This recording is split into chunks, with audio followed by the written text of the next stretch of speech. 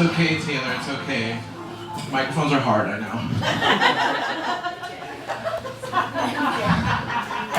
Who here goes to therapy?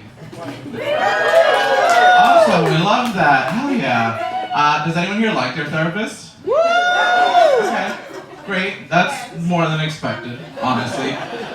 Does anyone here have a therapist that calls them by the wrong name? Yeah. Yeah, my name is Alan. He calls me Alex. Yeah, and like, not that big of a difference. And of course I was too anxious to say anything, so I kind of just let it happen. I figured that, you know, like, Alan can give all his trauma and all his, like, issues to him, and then Alex can get some great advice. That's called a multiple personality disorder. I don't think I have enough insurance for that, so. No, I did let it happen for like a year and a half, and at our last session, he looked at my paperwork and said, "Alan? Have I been calling you Alex this whole time?" I was like, "Yeah, maybe once or twice. It's okay." So now you all get to be my therapist tonight, so thank you for being here this Sunday. What should we talk about? My anxiety, my depression, my chronic homosexuality. Yeah. I was born gay, still am, and hopefully will continue to be in the future, God willing. I didn't choose to be gay. Being gay is not a choice, because if I would have chosen, I would have been Beyonce. I do think that for me, being gay was a gift from God, who bestowed it upon me after he saw what Reagan did to America. Just need a little sparkle. But I'll tell you guys a secret. I used to be homophobic. I know. Shocker. 8th grade. California was trying to pass Prop 8. And I, being a good Catholic girl, was like, God made Adam and Eve, not Adam and Steve. I don't know why I was Southern, but...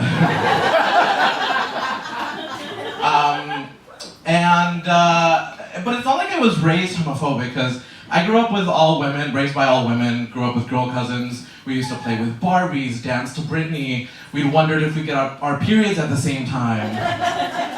And like my favorite thing to do was dance in my underwear and in my mom's black thigh-high boots.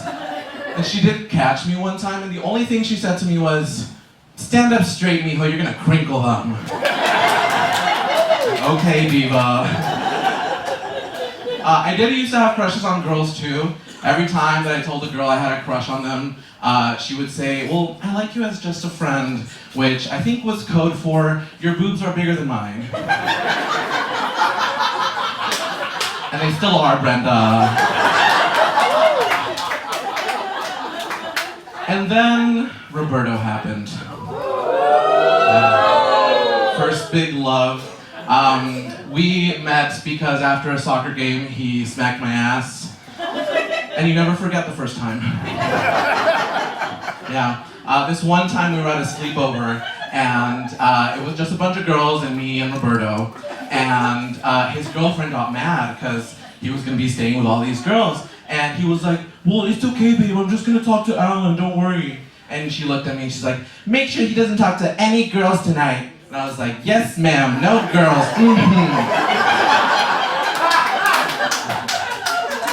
So when it came time to sleep, we got our sleeping bags as far away from the girls as possible.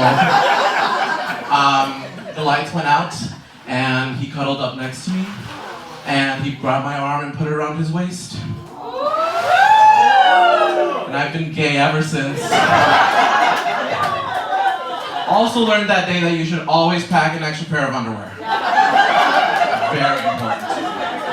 Yeah. Being gay is a little dangerous sometimes, though. One time, I almost died on a date. We went on a hike. A hike.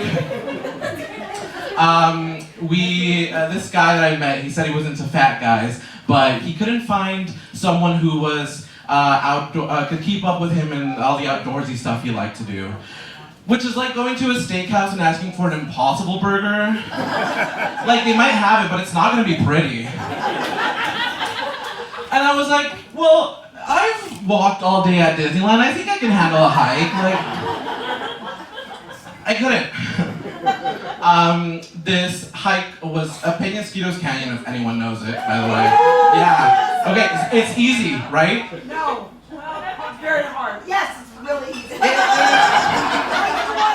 All trails rated as kid friendly. They didn't say anything about it being fat friendly though. So, and it was a 2-hour hike, took us 4. I drank all my water, drank all his water, still got dehydrated. Like the only thing keeping me going was a fear of being airlifted out of there. And then ending up on KSI News, like, local fat gay almost dehydrates, dangers of hiking. Can you imagine? Ugh. I do wish that I could just take a gay vacation and let straight Alan take over everything.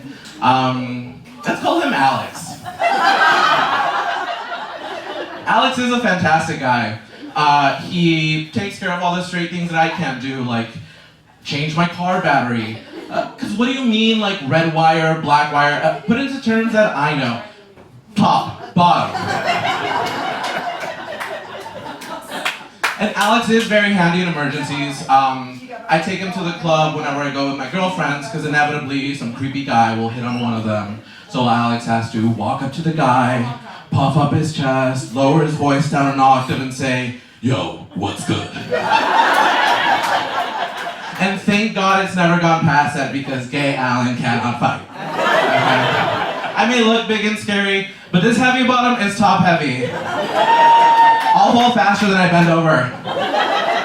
And every single tonight, I bend over really fast. Thank you everyone, that's been my time. My name is Alan.